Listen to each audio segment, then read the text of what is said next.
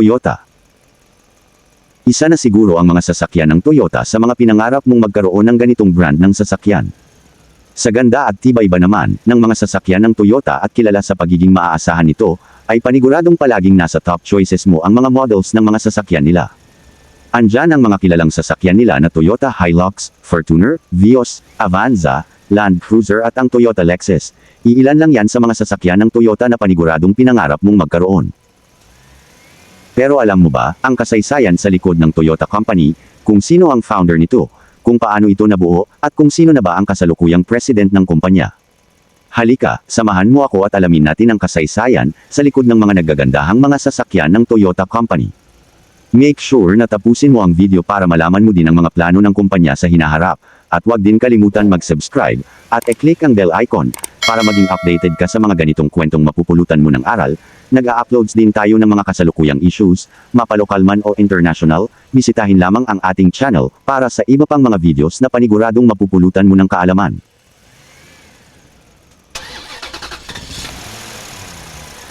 Ang Toyota Motor Corporation ay isang multinational automotive.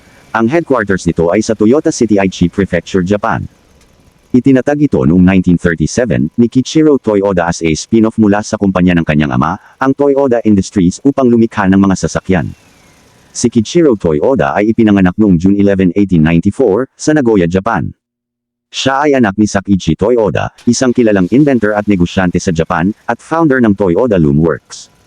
Bilang lumaki si Kiichiro sa kapaligiran ng mga proseso ng engineering at manufacturing sa kumpanya ng kanyang ama, na Toyota Loom Works, ay sa kanyang murang edad, ay nagpakita na ito ng interes sa automotive, kaya nag-aral si Kiichiro ng mechanical engineering sa Tokyo Imperial University. Pagkatapos niyang mag-aral ng engineering ay agad siyang sumali sa Toyota Loom Works, at noong 1929, si Kiichiro ay naging head ng automotive division ng Toyota Automatic Loom Works, na kumpanya ng kanyang ama. Nang maglaon, ay pinangunahan niya ang pagbuo ng automotive division ng kumpanya, at tinawag itong Toyota Motor Corporation, at nakipagsapalaran sa pagmamanupaktura ng sasakyan at naging isa sa mga pioneer ng industriya ng automotive ng Japan. Kalaunan ay nag-traveled si Kiichiro sa Estados Unidos upang palawakin palalo ang kanyang kaalaman sa pagmamanupaktura ng sasakyan. Sa kanyang pagbabalik sa Japan, si Kiichiro ay gumanap ng isang mahalagang papel sa pagbabago ng kumpanya ng kanyang ama, at naglagay ng pundasyon para sa tagumpay nito sa industriya ng automotive, at nagsimulang mag-develop ng unang sasakyan ng Toyota noong unang bahagi ng 1930s. Ang kauna-unahang prototype na kotse na ginawa ng Toyota ay ang Toyota Model AA. Ang Model AA ay isang luxurious sedan na may 3.4-liter, 62 horsepower, inline, 6-cylinder engine, at nakumpleto noong 1935. Ang disenyo nito ay inspiration ng Chrysler Airflow. Itinampok ng Model AA ang pinaka-advanced na technology para sa panahon na yun, kabilang ang isang steel body, hydraulic brakes, at isang independent front suspension. Ipinakilala ito sa merkado noong 1936 at naging milestone ng kumpanya sa pagpasok nito sa industriya ng automotive. Ang Toyota AA ay na-produce mula 1936 hanggang 1943, humigit kumulang 1,400 lamang ang na-produce na Toyota AA, at ito ay batay sa mga prinsipyo ng disenyo ni Kiichiro Toyoda, na naglayong lumikha ng isang maaasahan at abot-kayang sasakyan para sa merkado ng Japan. Inilatag ng Model AA ang batayan para sa tagumpay ng Toyota sa hinaharap, sa industriya ng automotive. Sa kabila ng medyo mataas na presyo nito, nakatanggap ang Model AA ng papuri para sa pagiging maaasahan at napakatibay nito, at nagbigay ng reputasyon sa Toyota para sa paggawa ng matibay at maaasahang mga sasakyan. Bukod sa AA sedan, mayroon din version ng Cabriolet, ang AB. Ang Toyota Model AB ay ang pangalawang sasakyan na ginawa ng kumpanya, at ipinakilala noong 1940, ito ay isang compact na kotse na idinisenyo para sa Japanese market, at mas maliit at mas abot-kaya, kaysa sa naunang Model AA. Mayroon itong 995cc, inline, 4-cylinder engine, at may mas utilitarian na disenyo kumpara sa luxury-oriented na Model AA.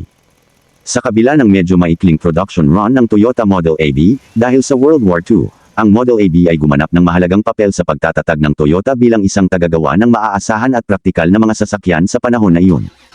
Sa panahon ng World War II, ang Toyota ay gumawa ng mga malalaking truck, at iba pang mga sasakyang militar upang magamit ng Japanese military, tulad ng Toyota KB at Toyota KC noong 1944, at Toyota G1 noong 1947. Pagkatapos ng digmaan, sinikap ni Kiichiro na muling itayo ang kumpanya ng Toyota at palawakin palalo ang mga kakayahan sa paggawa ng mga sasakyan. Nagretiro si Kiichiro mula sa kanyang posisyon bilang chairman ng Toyota Motor Corporation noong 1950, at hinawakan niya ang corporation mula 1941 hanggang 1950. At namatay si Kiichiro Toyoda noong March 27, 1952, sa edad na 57. Gayunpaman, ang kanyang pamana ay nakatatak na sa pamamagitan ng kanyang pamilya at ng kumpanya ng Toyota, na patuloy na lumalaki at lumawak sa mga dekada na sumunod. Ngayon, ang Toyota ay isa sa pinakamalaki at pinakamalakas na kumpanya sa Japan, maging sa buong mundo. Noong 1964, ginawaran si Kiichiro ng prestihiyosong Demon Prize for his contributions to quality control in manufacturing. Pagkalipas ng 36 years ng kanyang pagkamatay noong 1988, siya ay posthumously inducted sa Automotive Hall of Fame. Sa kanyang pagkamatay, ipinagpatuloy ng kanyang pamilya ang naiwan nitong kumpanya. Ang pinsan ni Kiichiro Toyoda, na si Eiji Toyoda, ang namahala sa pagpapatakbo ng kumpanya pagkatapos mamatay ni Kiichiro. Si Eiji Toyoda ay ipinanganak noong 1913 sa Nagoya, Japan, nag-aral din sa Universidad ng Tokyo at nagtapos ng degree sa Mechanical Engineering noong 1936. Pagkatapos ng graduation ni Eiji, ay nagsimula na siyang magtrabaho para sa kanyang pinsan na si Kiichiro sa kumpanya ng kanilang pamilya, ang Toyoda Automatic Loom Works. Noong 1950, gaya ni Kiichiro naglakbay si Eiji Toyoda sa Estados Unidos, upang pag-aralan ang mga pasilidad ng produksyon ng mga sasakyan, para sa mas lalo pang pagpapalawak sa kumpanya ng Toyota. Namangha si Eiji Toyoda sa laki ng mga operasyon ng mga kumpanya sa US, at nakakita ng maraming pagkakataon para sa mas lalo pang pagpapabuti, at pagpapahusay sa produksyon ng Toyota. Bumalik siya sa Japan na may pagnanais na lumikha ng isang modernong pabrika ng sasakyan, at ginamit ang mga pamamaraang natutunan niya sa mga Amerikano, ngunit may diskarte na inuuna si AJ, ito ay ang kalidad ng isang sasakyan at pagiging maaasahan. Pinangunahan ni Eiji Toyoda ang pagsisikap na pangunahan ang Toyota Motor Corporation sa American market, at noong 1950s, pinakilala ng Toyota sa US market ang Toyota Crown. Ang Toyota Crown ay ang kauna-unahang sasakyan ng Toyota na pinakilala sa Amerika, ngunit ito ay hindi nagtagumpay, masyado kasi itong kulang sa lakas para sa mga highway ng Amerika, kumpara sa ibang mga brand ng sasakyan sa panahon na iyon. Bagamat hindi ito nagtagumpay sa US, naging daan naman ito para mabuo ang Toyota Corona noong 1957. Ang Toyota Corona ay ang unang Japanese na kotse na ginawa partikular para sa US market, at kauna-unahang sasakyan ng Toyota na naging lubos na matagumpay, at nagtatag sa Toyota bilang isang pangunahing katunggali sa larangan ng automotive sa North America at sa buong mundo. Noong 1966, pinakilala ng Toyota ang isa sa pinaka-iconic na sasakyang nabuo sa kasaysayan ng automotive industry, ang sasakyan na nagpakilala sa kumpanya ng Toyota sa buong mundo, bilang isang tagagawa ng sasakyan. Ito ay ang Toyota Corolla. Ang Toyota Corolla ang masasabing isa sa nagdala sa kumpanya ng Toyota, sa rurok ng tagumpay sa larangan ng automotive industry. Ang Toyota Corolla ay kilala sa pagiging kahusayan nito, pagiging affordability, fuel efficiency at pagiging maaasahan. Sa katunayan, ang Toyota Corolla ay isa sa pinakasikat at pangmatagalang modelo na nagawa sa kasaysayan. Mula nang ipinakilala ito noong 1966, dahil sa sobrang sumikat ito at tinangkilik sa merkado, ay nagkasunod-sunod na ang pag-update ng models nito hanggang sa kasalukuyan panahon. Ang Toyota Corolla ay isa sa pinakamahusay na nabentang sasakyan sa buong mundo. Ang tagumpay ng Corolla ay siyang naglagay sa kumpanya ng Toyota bilang nakilala sa pagiging maaasahan, napakatibay, at abot-kayang mga gawa nitong sasakyan. Sa ilalim ng pamamahala ni Eiji Toyoda, ang Toyota ay naging ikatlong pinakamalaking tagagawa ng sasakyan sa buong mundo. Si Eiji Toyoda ay nagsilbing presidente ng Toyota Motor Corporation mula 1967 hanggang 1981, at nagretiro sa kumpanya noong 1994. Pagkatapos bumaba ni Eiji Toyoda bilang presidente ng kumpanya, ay si Shoichiro Toyoda, ang pangalawang anak ng founder ng Toyota na si Kiichiro Toyoda, ang nagpatuloy sa pamamalakad sa kumpanya. Si Shoichiro Toyoda ay naging pangulo ng Toyota Motor Corporation mula 1982 hanggang 1992. Si Shoichiro ay naging instrumento sa pagbuo ng maraming mga iconic na model ng Toyota, kabilang ang Camry, Lexus at pag-update sa model ng Corolla. Pinangasiwaan nito ang pagpapalawak ng kumpanya sa mga bagong merkado, kabilang ang North America at Europe.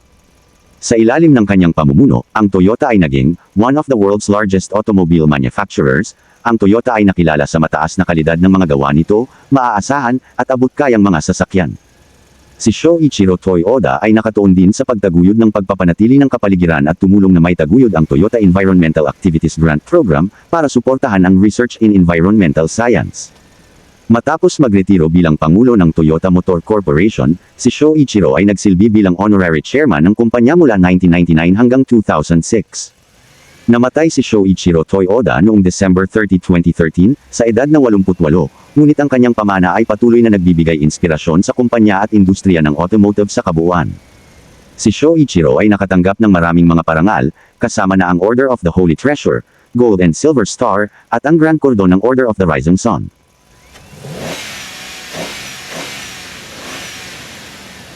Pagkatapos bumaba ni Shoichiro Toyoda bilang pangulo ng kumpanya, ay ang kanyang anak na si Akio Toyoda, ang pumalit bilang pangulo ng Toyota Company. Ipinanganak si Akio noong May 3, 1956, kung saan pinanganak ang kanyang ama at kanyang lolo sa Nagoya, Japan. Nag-aral si Akio sa Keio University sa Tokyo at nakakuha ng degree sa law bago sumali sa Toyota noong 1984. Sinimulan niya ang kanyang karera sa Toyota bilang isang engine production manager at the company's Moomachi plant. Naging president ng Toyota si Akio noong 2009. Sa ilalim ng pamumuno ni Akio nakatuon ang Toyota sa pagbuo ng mga sasakyan na environmentally friendly, tulad ng hybrid and electric cars. Kilala si Akio para sa kanyang hands-on na diskarte sa pamamahala, madalas na pagbisita sa mga planta ng Toyota at nakikipagpulong sa mga empleyado, nakikipagkumpetensya sa mga kalabang kumpanya. Nakilala siya sa maraming mga parangal para sa kanyang mga kontribusyon sa industriya ng automotive, kasama na ang 2021 World Car Person of the Year. Noong 2020, inihayag ng Toyota ang isang bagong pakikipagtulungan sa BYD, isang Chinese automaker upang mag-develop ng battery electric vehicles, o BEV, na particular na para sa Chinese market. Gumawa din ang Toyota ng mga headlines noong 2021 nang inanunsyo na nakabuo ito ng isang solid-state battery na sasakyan. Ang luxury brand na Toyota Lexus ay nagpakilala ng ilang mga bagong model sa nakaraang ilang taon, kasama na ang muling idisenyo na Lexus LS Sedan at ang lahat ng bagong Lexus UX Subcompact SUV. Ang Toyota ay namuhunan ng malaki sa autonomous vehicle technology ng sasakyan at nakipagtulungan sa ilang mga kumpanya, kasama na ang Uber at Pony.ai, upang makabuo ng mga self-driving cars. Noong nagka-pandemya, bilang tugon sa COVID-19, ang Toyota ay involved sa maraming mga initiative upang suportahan ang mga komunidad at mga manggagawa sa frontline, kabilang ang paggawa ng mga mask, at ang pagbibigay ng mga medical supplies. Ang Toyota ay may napakalakas na global presence, may mga manufacturing facilities sila sa ilang mga bansa, kabilang ang Japan, Estados Unidos, Canada, at Europa. Ang pangako ng Toyota sa pagbabago at kalidad ay nakakuha ng maraming mga parangal at accolade ang kumpanya. Noong April 1, 2023, ay bumaba si Akio Toyoda bilang presidente ng kumpanya at hinawakan nito ang pagiging chairman ng kumpanya. Sa kasalukuyan, si Koji Sato, ang pumalit, at kasalukuyan presidente ng Toyota Company.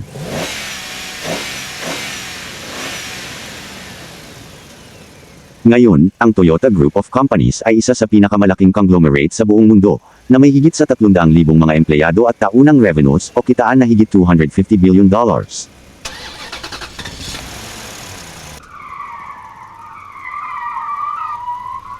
Ngayon, alam mo na ang kwento sa likod ng Toyota Company, kung paano ito nagsimula, sino ang founder nito, at kung ano ang mga plano ng kumpanya sa hinaharap. Ikaw, ano ang masasabi mo sa tagumpay ng Toyota Company? Isa ka din ba sa tagahangan ng Toyota? Naniniwala ka din ba sa tibay at pagiging maaasahan ng mga sasakyan nila? Anong sasakyan ng Toyota ang pinangarap mong magkaroon? E-comment lang sa ating comment section ang sa tingin mong the best models ng Toyota na pinangarap mong magkaroon, at huwag din kalimutan mag-subscribe at i-click ang bell icon para maging updated ka sa mga ganitong kwentong mapupulutan mo ng kaalaman.